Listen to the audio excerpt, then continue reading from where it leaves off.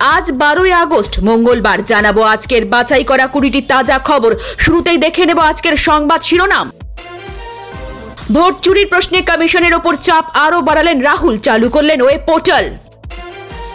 বিনা ভোটে জেতার দিন শেষ, ঐতিহাসিক সিদ্ধান্ত নিল বাংলাদেশের নির্বাচন কমিশন। ডেটা নির্বাচন কমিশনের, তাই আমি কেন সই করব? ইসিআই এর নোটিশে ক্ষুব্ধ রাহুল গান্ধী। সর্বস্তরে রদবদল, জেলা বৈঠকে কমিটি গঠন নিয়ে শেষ কথা কার, জানিয়ে দিলেন অভিষেক। বাংলাদেশে ফিরবো না, এখানেই থাকবো, ধরা পড়ে বলছেন আরজিনা। তুমুল বচসার পর জ্ঞান হারালেন মহুয়া, রাহুল সহ সমস্ত সাংসদকে আটক করল পুলিশ। হাজারে হাজারে ভুতুরে ভোটার, উত্তরপ্রদেশ বিহারে ভোট চুরি তথ্য ফাঁস। মানসিক প্রস্তুতি নিয়ে রেখেছি, ক্যামাক স্ট্রিট থেকে ডাক পড়তেই বললেন হুমায়ুন। এসআইআর বিহারে বৈধ অবৈধ ভোটার, আবেদনের 10,500, নিষ্পত্তি মাত্র 127। ফের মুক্তিযুদ্ধের ডাক মুজিব কন্যার, স্বৈরাচার মুক্ত দেশ গড়তে 21 দফার দাবি প্রকাশ হাসিনার। 2024-এর পর সুদে আসলে গড়ায় গঞ্জায় আমরা বুঝিয়ে দেব, ফের বিস্ফোরক শওকত মোল্লা। 2026-এর ভোটে কে কত আসন পাবে, কে হবেন মুখ্যমন্ত্রী, ভবিষ্যৎবাণী করলেন কুণাল। নবান্ন অভিযানে একা শুভেন্দু, নেই শ্রমিক সুকান্ত, প্রকাশ্যে 2 শাখার দূরত্ব, ঘরে বাইরে তোলপাড়। আওয়ামী লীগের পার্টি অফিস কলকাতায়, খবর শুনে কি বলছে ইউনূস প্রশাসন? মহিলা সাংসদের হেনস্থা দিল্লি পুলিশের, ফ্যাসিস্ট বিজেপিকে রুখতে একজোট হয়ে লড়াইয়ের ডাক তৃণমূলের। একই বাড়িতে 230 জনের বাস, 3 লক্ষ ভোটারের বাড়ির নম্বর 0, বিহারের সংশোধিত তালিকাতেও গোলযোগ। এতক্ষণ শুনছিলেন সংবাদ শিরোনাম, এবার আসছি বিস্তারিত খবরে। সাংবাদিক সম্মেলনের পর এবার অনলাইনে প্রচার ভোটে কারচুপির প্রশ্নে নির্বাচন কমিশনের ওপর চাপ আরো বাড়ানোর কৌশল নিল কংগ্রেস। দলের তরফে ভোট চুরি নামে একটি ওয়েব পোর্টাল চালু করা হলো রবিবার। সেখানে লগ ইন করে ভোট চুরির প্রসঙ্গে যে কেউ নিজের মতামত জানাতে পারবেন। ওয়েব পোর্টালের কথা জানিয়ে এদিন দুপুরে এক স্যান্ডেল একটি ভিডিও পোস্ট করেন রাহুল। সেখানে তাকে বলতে শোনা যায়, ভোট চুরি দেশের সঙ্গে বিশ্বাসঘাতকতা, সময় আসবে আপনাদের আমরা হাতে নাতে ধরবো। ভোট চুরি ফাঁস করে দেওয়া খুবই দরকারি বিষয়, আর তাই সবাই আমাদের সঙ্গে যুক্ত হন। দেশে যেভাবে ভোটার চুরি হচ্ছে তার বিরুদ্ধে প্রতিবাদ করুন। এই ভিডিওর সঙ্গে হিন্দিতে লেখা কয়েকটি লাইনও পোস্ট করেন রাহুল। সেখানে তিনি লেখেন, গণতন্ত্রের মূল ভাবনা হলো এক ব্যক্তি একটি মাত্র ভোট দিতে পারবেন। ভোট চুরি করা মানে এই নীতির ওপর তীব্র আঘাত হানা। আমরা চাই নির্বাচন কমিশন ডিজিটাল ভোটার লিস্ট প্রকাশ করুক, সেখানে কোনো রকম অস্বচ্ছতা থাকবে না। এই তালিকা হাতের কাছে থাকলে রাজনৈতিক দলের পাশাপাশি ভোটাররা নিজেরাও সমস্ত তথ্য জানাতে পারবেন। তার মতে, গণতন্ত্রকে রক্ষা করতে এই লড়াইটা করা খুব জরুরি। পোর্টালে লগ ইন করলে যে কোনো ভোটার এই বিষয়ে যে কোনো তথ্য জানাতে পারবেন। রাহুল থেকে শুরু করে বিরোধী দলের নেতা নেত্রীরা যে দাবি করে আসছেন তা যথার্থ কিনা সেটা বুঝতে পারবেন। বিজেপিকে সুবিধা পাইয়ে দিতে কমিশন কাজ করছে বলে দাবি রাহুল সহ বিরোধী দলের নেতা নেত্রীদের। গত সপ্তাহে একটি দীর্ঘ সাংবাদিক বৈঠক করে নিজের দাবির সমর্থনে একাধিক যুক্তি দেন কংগ্রেসের এই প্রাক্তন সভাপতি। কর্ণাটকে কংগ্রেসের সরকার আছে, সেই রাজ্যের বেঙ্গালুরু একটি লোকসভা কেন্দ্রের ভোটার তথ্য তুলে ধরেন রাহুল।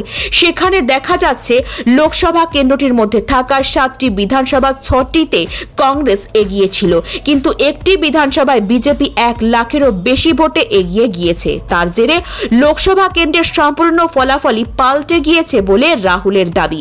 এমনই নানা তথ্য তুলে ধরেন রাজীব তনয়।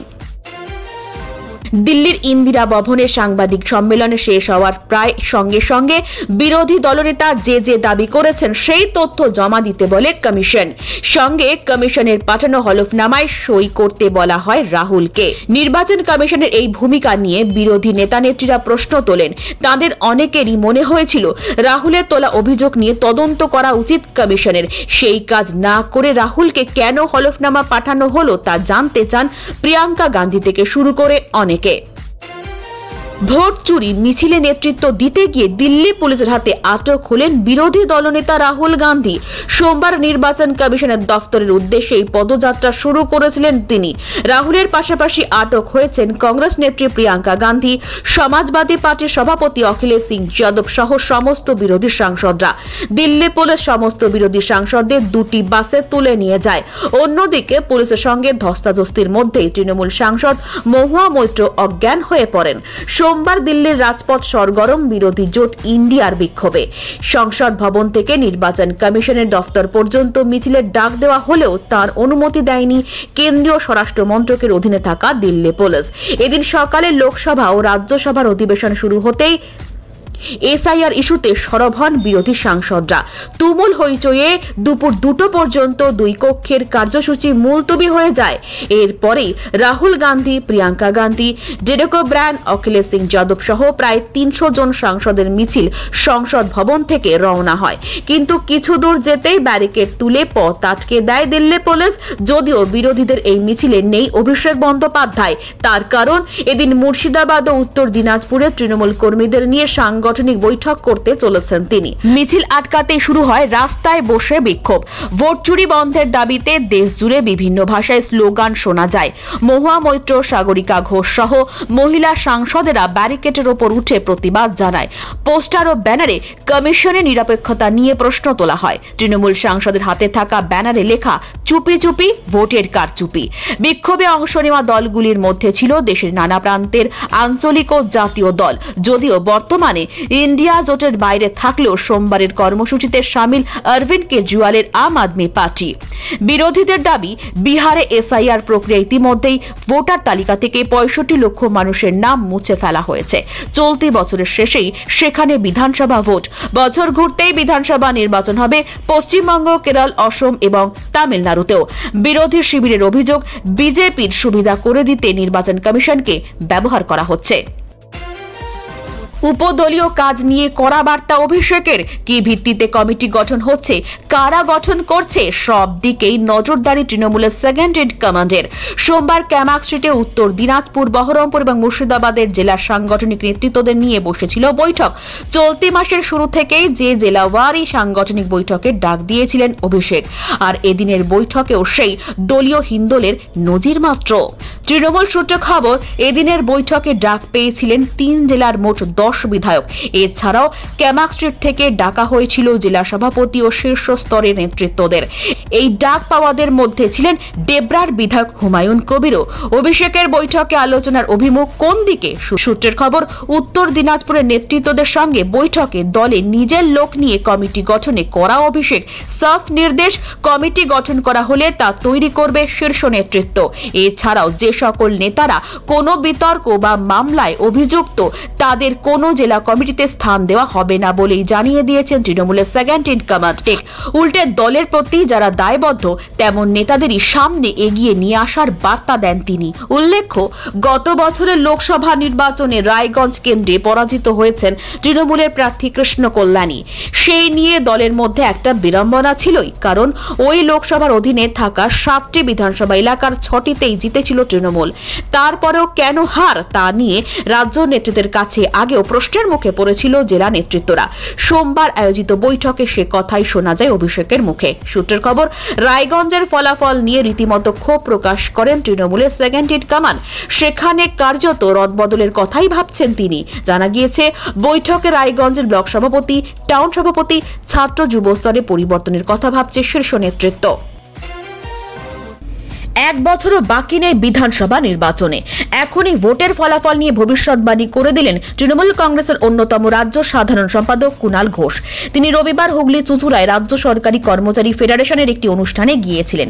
সেখানে তিনি 2026 সালের ভোটে কে মুখ্যমন্ত্রী হবেন, কোন রাজনৈতিক দল কতগুলি সিট পাবে, তার একটি ভবিষ্যৎবাণী করেছেন।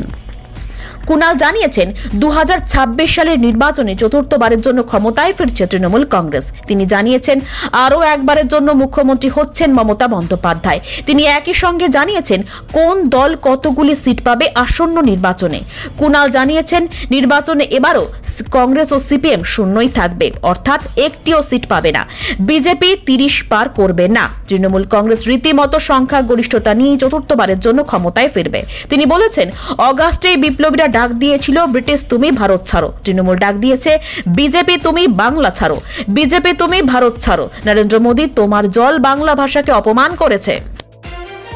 উত্তরপ্রদেশের নাগরিক, সেখানকার বৈধ পরিচয়পত্র রয়েছে, ভোটও দেন, অথচ বিহারের খসড়া ভোটার তালিকাতেও নাকি রয়েছে তার নাম। বিহার বিধানসভা নির্বাচনের আগে মিলল এমনই হাজার হাজার ভুতুরে ভোটারের খোঁজ। ভোট চুরির তথ্য ফাঁস, যা নিয়ে রাজনৈতিক মহলে চলছে জোর চাপানোতর। দ্য রিপোর্টার্স কালেক্টিভের তথ্য বলছে বিহারের বাল্মীকিনগর বিধানসভায় কমপক্ষে হাজারেরও বেশি এমন ভোটারের খোঁজ পাওয়া গিয়েছে। তাদের নাম একই সঙ্গে উত্তরপ্রদেশ এবং বিহারের ভোটার তালিকায় জলজল করছে। কোন ভুতুরে ভোটারের ক্ষেত্রে ভোটার তালিকায় নাম সহ নানা তথ্য এক, ঠিকানা এবং ছবি সম্পূর্ণ আলাদা। আবার কারো কারো ক্ষেত্রে দেখা গিয়েছে নাম এক, কিন্তু বানানের ক্ষেত্রে কিছু অক্ষর আলাদা। আবার বয়সও দুই রাজ্যের ভোটার কার্ডে দুরকম। তার ফলে ডেটাবেসে দুই রাজ্যের নাগরিক যে আদতে একজনই তা ধরতে কিছু জটিলতা তৈরি হয়েছে। এই তথ্য সামনে আসার পর স্বাভাবিকভাবে রাজনৈতিক মহলে জোর চাপানোতর। বিরোধীদের দাবি শুধুমাত্র ভোট বাক্সে ফায়দা তুলতে বিজেপির অঙ্গুলি হেলনে নির্বাচন কমিশন এই কাজ করেছে। যদিও এই বিষয়ে কমিশন কিংবা গেরুয়া শিবিরের তরফে কোনো প্রতিক্রিয়া পাওয়া যায়নি। বলে রাখা ভালো, এর আগে রাজ্য বিধানসভায় দাঁড়িয়ে প্রথমবার ভুতুরে ভোটার ইস্যুতে সুর চড়িয়েছিলেন বাংলার মুখ্যমন্ত্রী মমতা বন্দ্যোপাধ্যায়। নেতাজি ইন্ডোরে তৃণমূলের মেগা সমাবেশ মঞ্চ থেকেও এক ইস্যুতে সরব হন তিনি। দাবি করেন ভুয়ো ভোটারদের ব্যবহার করে ভোট বাড়িয়ে 26-এর বিধানসভা নির্বাচন জেতার চেষ্টা করছে গেরুয়া শিবির। নির্বাচন কমিশনের আশীর্বাদে বিজেপি নেতারা এই কাজ করেছেন বলেও অভিযোগ করেন মমতা। তৃণমূলের চাপে সেবার অবশ্য নতি স্বীকারও করে জাতীয় নির্বাচন কমিশন। ভূত তাড়াতে উপযুক্ত পদক্ষেপ করার আশ্বাস দেওয়া হয়। বিহারে এসআইআর আবহে প্রকাশ্যে আসা এমন বিস্ফোরক তথ্য যথেষ্ট ভাবনার বিষয়। তবে এই প্রসঙ্গে নির্বাচন কমিশনের তরফে কোনো প্রতিক্রিয়া পাওয়া যায়নি। আরজিকর মেডিকেল কলেজে নির্যাতিতার পরিবারের ডাকে নবান্ন অভিযানে বিরোধী দলনেতা শুভেন্দু অধিকারী একা উপস্থিত হওয়ায় বঙ্গ বিজেপির অন্দরে নতুন করে জল্পনা শুরু হয়েছে। দলের রাজ্য সভাপতি শ্রমিক ভট্টাচার্য এবং প্রাক্তন সভাপতি সুকান্ত মজুমদার সহ রাজ্য স্তরের কোনো বড় নেতাকেই এই অভিযানে দেখা যায়নি। এই কর্মসূচিতে শুভেন্দুর পাশে উপস্থিত ছিলেন বিধায়ক অগ্নিমিত্রা পল, অশোক দিন্দা এবং কৌস্তব বাগচি। কিন্তু দলের শীর্ষ নেতৃত্বের অনুপস্থিতি নিয়ে রাজনৈতিক মহলে প্রশ্ন উঠেছে। অনেকেই মনে করছেন এটি দলের সংসদীয় ও সাংগঠনিক শাখার মধ্যেকার দূরত্বকে আরো স্পষ্ট করে তুলেছে। অনেকেই মনে করছেন এটি দলের সংসদীয় সাংগঠনিক শাখার মধ্যেকার দূরত্বকে আরো স্পষ্ট করে তুলেছে।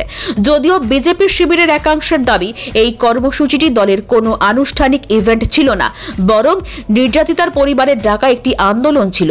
তাই রাজনৈতিক পতাকা ছাড়াই শুভেন্দু তাতে যোগ দিয়েছিলেন। এই প্রসঙ্গে কেন্দ্রীয় মন্ত্রী সুকান্ত মজুমদার জানান, দলের কর্মসূচির বাইরে অন্য কোনো আইন অমান্যকারী কর্মসূচিতে তিনি অংশগ্রহণ করতে পারেন না। তবে এই ঘটনাকে হাতিয়ার করে তৃণমূল কংগ্রেস শুভেন্দুকে দলে একঘরে প্রমাণ করার চেষ্টা করছে, যা বিধানসভা ভোটের আগে দলের নিচুতলার কর্মীদের মধ্যে অস্বস্তি তৈরি করেছে বলে মনে করা হচ্ছে। কর্মীদের মতে এই ধরনের একটি গুরুত্বপূর্ণ কর্মসূচিতে দলের ঐক্যবদ্ধ ছবি তুলে ধরার সুযোগ ছিল, যা নেতৃত্বের অনুপস্থিতির কারণে হাতছাড়া হয়েছে। অবৈধভাবে ভারতে ঢুকেছেন, মুর্শিদাবাদে গত কয়েক মাস ধরে বাস করছেন। শেষ পর্যন্ত নবগ্রাম থানার পুলিশ বাংলাদেশি ওই মহিলাকে গ্রেফতার করল। শনিবার বিশেষ ডিউটির সময় পুলিশের কাছে সূত্র মারফত খবর আসে, একজন বাংলাদেশি মহিলা গত কয়েক মাস ধরে নবগ্রাম থানার অন্তর্গত ইকরোল গ্রামে বসবাস করছেন। পুলিশ ঘটনাস্থলে গিয়ে ওই মহিলাকে আটক করে থানায় নিয়ে আসে। জানা গিয়েছে ধৃত মহিলার নাম আরজিনা খাতুন, বাড়ি বাংলাদেশের রংপুর জেলার পীরগঞ্জ থানা এলাকায়। পুলিশ সূত্রে খবর, প্রায় 4 মাস ধরে আরজিনা খাতুন ইকরোল গ্রামের সুরাজ শেখের বাড়িতে স্বামী স্ত্রীর মতো বসবাস করছেন। জিজ্ঞাসাবাদে জানা যায় 2 বছর আগে সৌদি আরবে কাজের সূত্রে আরজিনা ও সুরাজের পরিচয় হয়। পরে তারা বিয়ের সিদ্ধান্ত নেন। 1.5 বছর আগে বাংলাদেশে তারা বিয়ে করেন। এরপর আরজিনা প্রায় 1 বছর নিজের বাড়িতে ছিলেন। পরে সুরাজ শেখ দালালের সাহায্যে চলতি বছরের মে মাসে ত্রিপুরা সীমান্ত দিয়ে অবৈধভাবে বাংলাদেশ থেকে আরজিনাকে ভারতে নিয়ে আসেন। এরপর থেকে তারা ইকরোল গ্রামে বসবাস শুরু করেন। প্রায় 1 মাস আগে আরজিনা স্তন ক্যান্সার ধরা পড়ে। চিকিৎসার জন্য তাকে বহরমপুরে নিয়ে যাওয়া হয়। খরচের অভাবে চিকিৎসা বন্ধ হয়ে যায়। এরপর থেকে স্বামী ও তার পরিবারের হাতে আরজিনা শারীরিক ও মানসিক নির্যাতনের শিকার হন বলে অভিযোগ। তবুও আরজিনা খাতুন জানিয়েছেন তিনি স্বামীর সঙ্গেই ভারতে থাকতে চান, বাংলাদেশে ফিরতে চান না। পুলিশ ঘটনা তদন্ত শুরু করেছে।